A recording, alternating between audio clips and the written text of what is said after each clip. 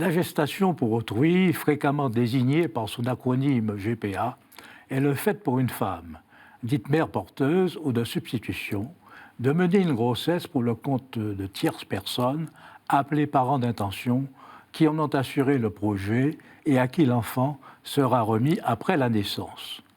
Ce mode de procréation a connu un réel essor depuis les années 1980, avec la fécondation in vitro, qui permet de concevoir sans rapport sexuel avec la gestatrice.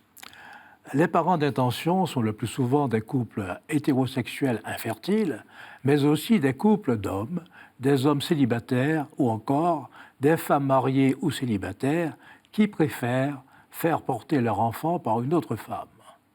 Lorsque l'embryon implanté dans l'utérus de la mère porteuse a été conçu avec les gamètes des parents d'intention, ces derniers sont les parents génétiques de l'enfant. Lorsque l'embryon est issu d'un don ou de l'acquisition de gamètes, ce lien génétique peut être partiel ou inexistant. Jusqu'à 5 personnes peuvent être ainsi impliquées dans le travail de reproduction, la gestatrice, les pères et mères génétiques, les pères et mères d'intention. Favorisés par le désir d'enfant que l'on ne saurait confondre avec un droit à l'enfant qui n'existe pas, la Convention de gestation pour autrui est à l'origine d'un véritable marché qui s'est développé à l'échelle planétaire. Certains pays la tolèrent. Citons la Belgique, les Pays-Bas, l'Irlande, la Pologne, l'Inde. D'autres l'autorisent avec un encadrement plus ou moins contraignant. Le Royaume-Uni, l'Afrique du Sud, l'Australie, le Brésil, la Grèce, l'Iran, Israël, la Russie, l'Ukraine, plusieurs États des États-Unis. En France, la gestation pour autrui est interdite depuis la loi bioéthique de 1994. Elle est également prohibée en Allemagne, en Autriche, en Italie, en Espagne ou en Suisse. Notre droit se fonde sur 2 principes. Celui de non-patrimonialité du corps humain, dont les éléments ne sont pas cessibles à titre onéreux, celui d'indisponibilité de l'état des personnes, la qualité de père ou mère ne pouvant résulter des termes d'un contrat. Rappelons que la mère est en règle générale la femme qui accouche.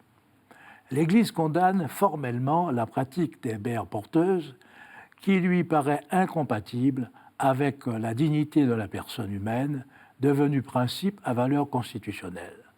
En effet, la femme comme l'enfant qu'elle porte sont traités à la fois comme des marchandises et comme des choses. De plus, la GPA comporte des risques importants pour l'une comme pour l'autre. S'agissant de la femme, marchandisation, la GPA s'apparente à une location ou un prêt d'utérus contre rémunération ou dédommagement. Ce sont les femmes les plus démunies et les plus vulnérables qui se proposent pour remplir l'office de mère de substitution. C'est donc une nouvelle forme d'asservissement qui les menace. Réification, quand bien même elle ne serait pas rétribuée. La femme est réduite à l'état d'outil de production, mettant en œuvre au service de tiers ce qu'elle a de plus intime, sa capacité gestationnelle. Elle fabrique, en quelque sorte, un enfant pour autrui. Risques. Ils ne sont pas seulement obstétricaux, car la GPA engage tant le corps que le psychisme de la femme et peut avoir des répercussions pour celle-ci comme pour ses autres enfants, témoins du délaissement de leurs frères ou sœurs. Et quelle sera la responsabilité de la mère porteuse si elle contracte une maladie ou se livre à un comportement dangereux pendant la grossesse?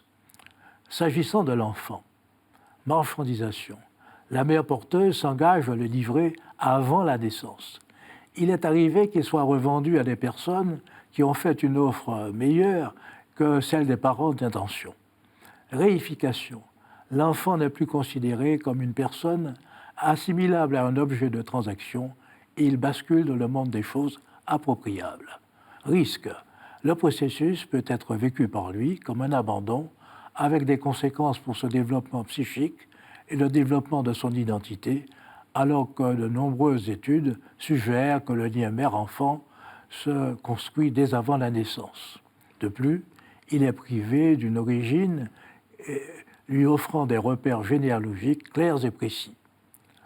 Ajoutons que des enfants handicapés ou non conformes aux attentes des parents d'intention ont été abandonnés, ce qui a incité certains pays comme l'Inde et la Thaïlande à prendre des mesures restrictives à l'égard des étrangers.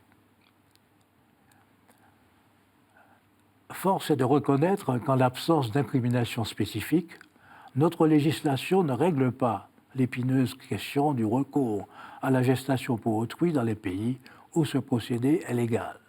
Les délits d'entremise, d'incitation à l'abandon et de supposition d'enfants réprimés par notre code pénal n'étant pas punissables lorsqu'ils ont été commis hors de nos frontières. Depuis 2014, la jurisprudence de la Cour européenne des droits de l'homme impose, sous certaines conditions, la transcription des actes de naissance étrangers des enfants nés d'une GPA sur les registres de l'état civil français, ce qui fait produire des effets juridiques à une situation que la loi a formellement interdite et crée une forme d'injustice au bénéfice des personnes qui peuvent se livrer à ce qu'on appelle le tourisme procréatif.